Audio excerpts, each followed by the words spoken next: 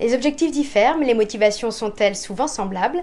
Amateurs et professionnels sont réunis sur les routes du Dakar et pour tous, le Rallye Raid est avant tout un incroyable challenge. Interview croisée. Paysage grandiose, rythme soutenu, parcours exceptionnellement difficile, voilà ce que viennent chercher les concurrents du Dakar, bien plus que la victoire uniquement visée par les écuries d'usine et leurs pilotes professionnels, car c'est en fait l'une des principales particularités de cette course hors norme, mixer professionnels et amateurs dans une seule et même épreuve, sur un seul et même parcours. Deux mondes qui se côtoient au quotidien au bivouac comme sur la piste, et pourtant deux mondes radicalement opposés dans leur objectif comme leurs moyens, humains d'abord. Les mécaniciens purs, il y en a 3 par voiture. Après il y a un électricien, un carrossier et un magasinier.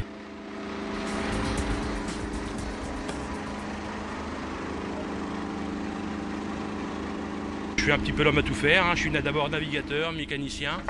Mais c'est peut-être plus encore côté moyens financiers et notamment assistance que la différence est la plus flagrante. Dans les camions, il y a tout, bien sûr. Il y a une voiture qui roule, c'est environ 3 voitures en pièces détachées dans les camions, en plus. Si un de nos camions abandonne et qu'on perd les pièces, on ne peut pas se permettre de perdre la voiture. Ça veut dire que les pièces doivent être multipliées pour être sûr que même un camion qui n'est plus là nous permette de continuer de finir le rallye dans de bonnes conditions.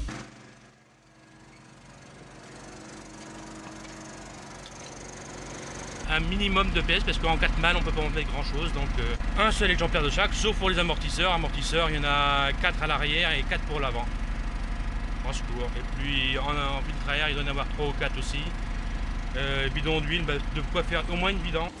Alors forcément avec un tel gouffre en termes de moyens, les amateurs ne disputent pas vraiment la même course que les professionnels. Le Dakar est d'autant plus difficile pour eux puisque la journée ne s'arrête pas en arrivant au bivouac, mais lorsque la mécanique et l'entretien du soir sont achevés. Mais c'est aussi cela qu'ils viennent chercher sur le Dakar. Lundi, on a roulé pendant 24 heures. On n'a eu que 3 heures pour se reposer. On est allé direct boire un café. Hop, on n'a même pas eu le temps de se doucher ni rien. Et on n'avait qu'une envie, c'est de remonter dans la voiture pour faire l'étape du jour.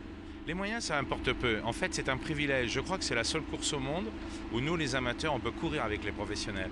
Et nous, petits amateurs, on se mesure à des pros. On n'a pas de budget par rapport à eux, mais qu'est-ce qu'on se régale.